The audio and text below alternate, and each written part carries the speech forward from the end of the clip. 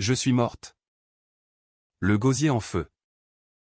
Le poison coulant comme du vitriol dans mes veines. Tandis que le sourire triomphant de Sophie se gravait dans mes rétines agonisantes.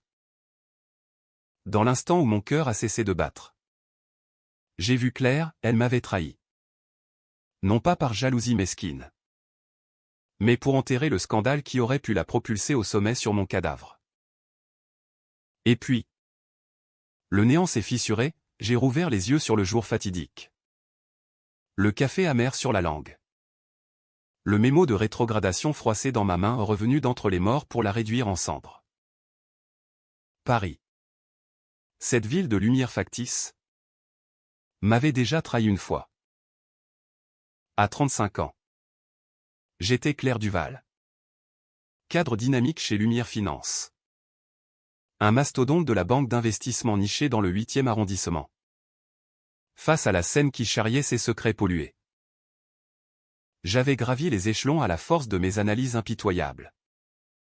Mes rapports sur les flux illicites qui dansaient aux frontières de la loi.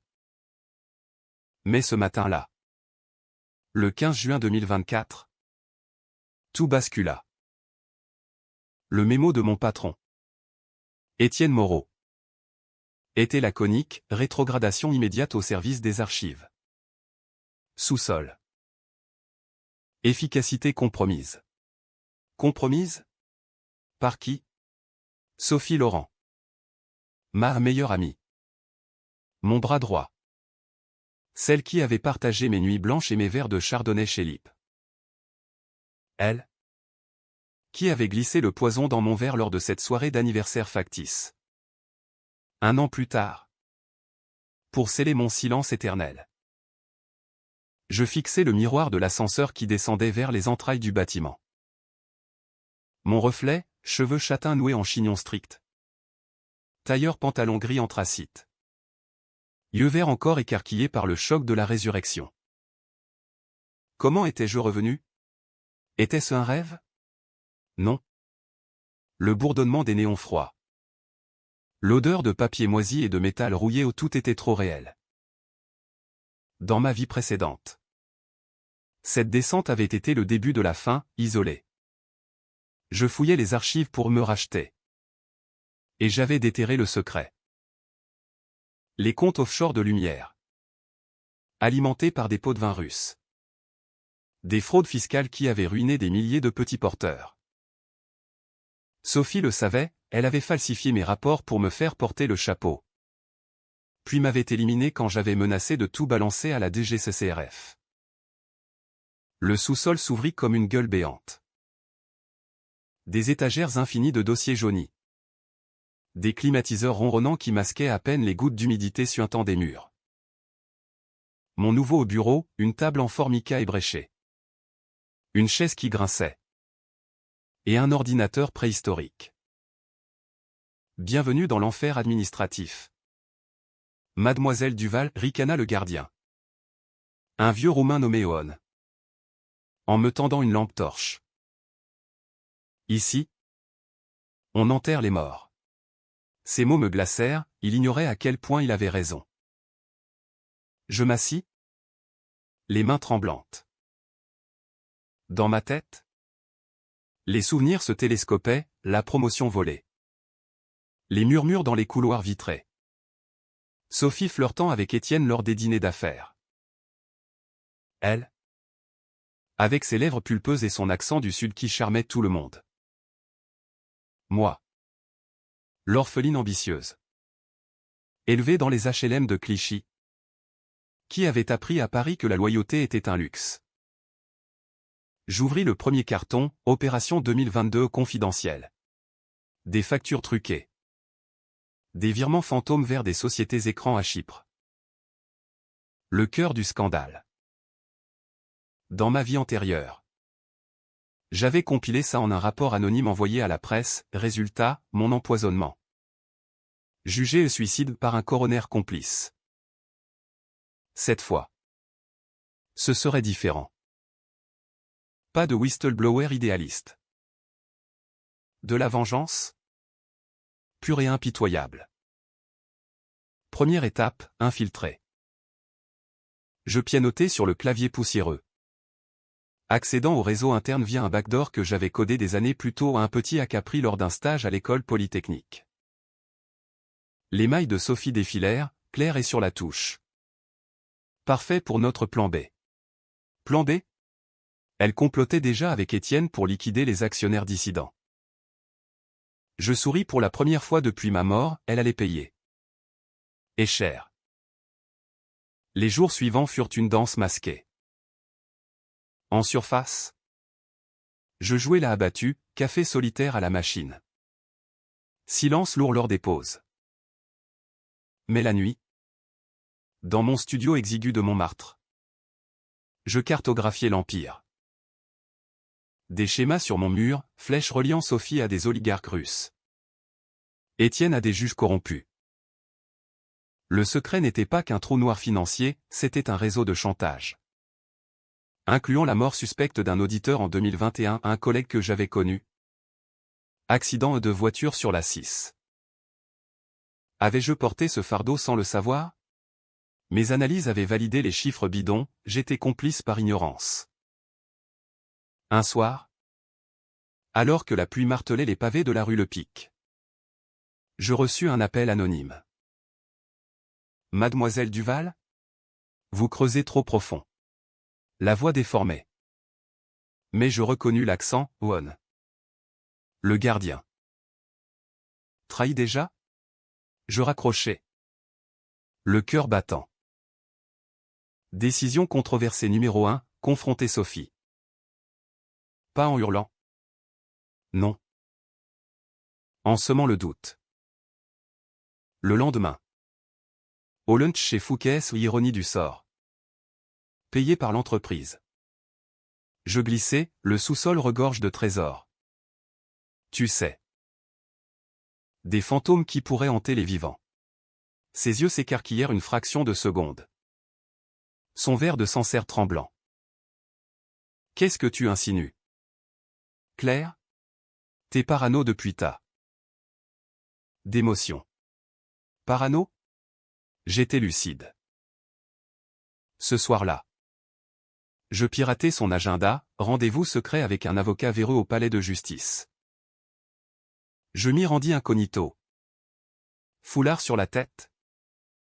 Observant depuis un café en face. Il parlait de nettoyage et éliminer les traces numériques. Mon nom fut prononcé, Duval est un risque. Même enterré. Le poison n'avait pas été improvisé, c'était planifié depuis des mois. Rage me submergea. Décision numéro 2, saboter. J'envoyai un mail anonyme à Étienne. Avec un extrait falsifié des archives juste assez pour le faire douter de Sophie. Traîtresse en interne?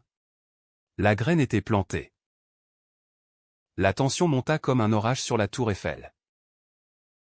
Sophie me convoqua dans son bureau au 15e étage.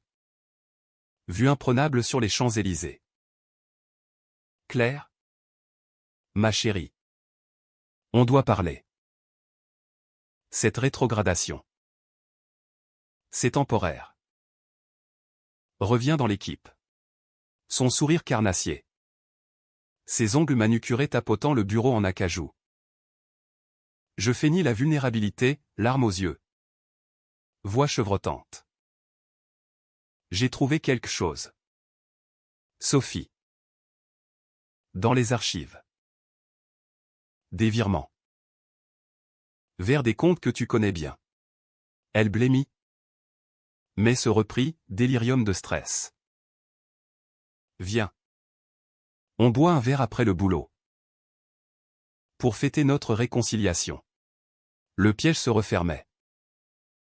Nous nous retrouvâmes au bar Hemingway. Alcôve feutrée du Ritz.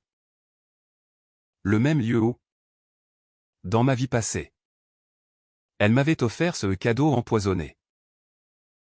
Cette fois, je commandai pour elle un martini. Avec une dose discrète de somnifère pilé ou rien de létal. Juste assez pour la faire parler. Anouk trinquait-elle. Ignorant le sort inversé. Bientôt. Ses paupières papillonnèrent. Claire. Les Russes. Ils exigent plus. Étienne est faible. Les mots jaillirent, le meurtre de l'auditeur. Commandité pour 500 000 €, ma propre fin prévue pour couvrir les traces. Et le twist qui me frappa comme un coup de poignard, j'avais signé les rapports initiaux. Sous pression. Mais Sophie avait effacé ma signature numérique pour me charger seule. J'étais innocente ou presque. Le fardeau était le sien. Je la laissais s'effondrer sur la banquette.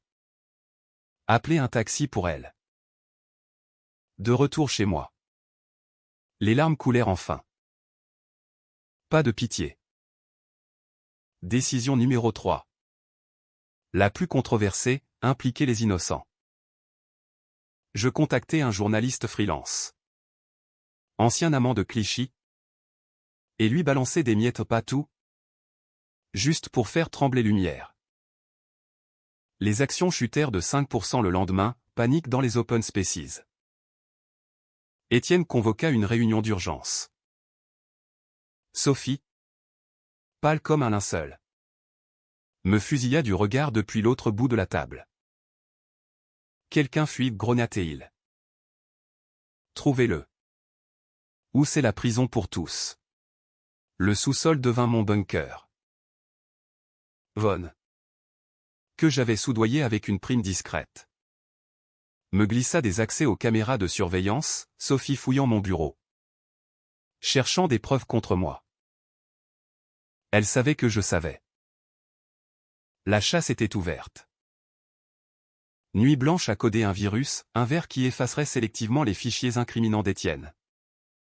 Tout en copiant ceux de Sophie vers un serveur offshore. Ironie, utiliser leurs propres outils contre eux. Mais le doute me rongeait. Étais-je devenu comme eux? Une manipulatrice. Prête à tout pour la vengeance? Le 30 juin. Le point de non-retour. Une alerte incendie factice mon œuvre vida le bâtiment. Dans la confusion.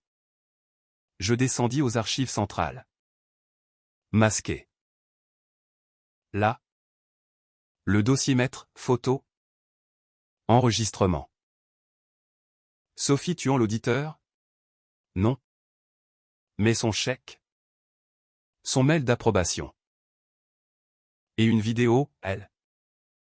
Riant avec Étienne de ma bêtise d'avoir cru en l'amitié. Je copiai tout sur une clé USB. Le cœur serré. En remontant. Je croisai Oon, fuis. Mademoiselle. Ils viennent pour toi. Trop tard. Sophie surgit de l'ombre de l'escalier de secours. Un tasé à la main. Salope. Tu crois que la mort t'a rendu plus maligne? La bagarre fut brutale. Viscérale. Ses ongles lacérèrent mon visage, je ripostai d'un coup de genou dans son ventre. Tu m'as tué. Pourquoi? Un bureau avec vue? Elle haleta, pour survivre. Comme toi. Claire. T'as toujours été faible. Faible? J'attrapai le tasé. Le pressai contre sa cuisse. Elle s'effondra. Convulsionnant. Décision numéro 4, la laisser vivre. Brisée. Mais le twist arriva, Étienne déboula. Arme au poing, un flingue illégal. Vestige de ses amis russes. Finissons en. Il visa. Je plongeai, la balle effleura mon épaule. Sang chaud coulant. Dans la mêlée.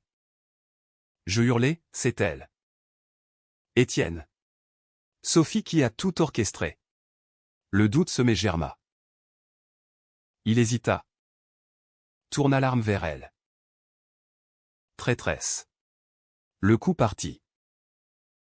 Sophie s'écroula. Yeux vitreux fixés sur moi. Morte instantanée. Pas mon poison. Mais justice poétique. Étienne, paniqué, tenta de m'achever. Je ripostai avec la clé USB comme projectile. Puis un coup de pied qui le fit trébucher dans l'escalier.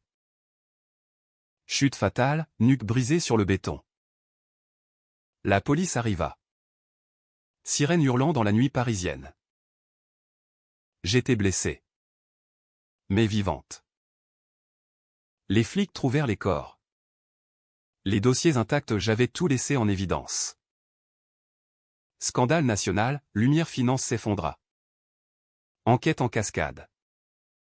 Oligarques extradés. Moi? Héroïne malgré moi. Promu whistleblower par les médias. Mais le twist final me hanta, dans les fichiers de Sophie. Un mail à mon nom. Daté d'avant ma mort. J'avais refusé une part du butin. Par naïveté. Étais-je innocente? Ou complice par omission? La vengeance m'avait sauvé. Mais elle m'avait changé. Paris brillait toujours. Mais ses ombres étaient miennes désormais.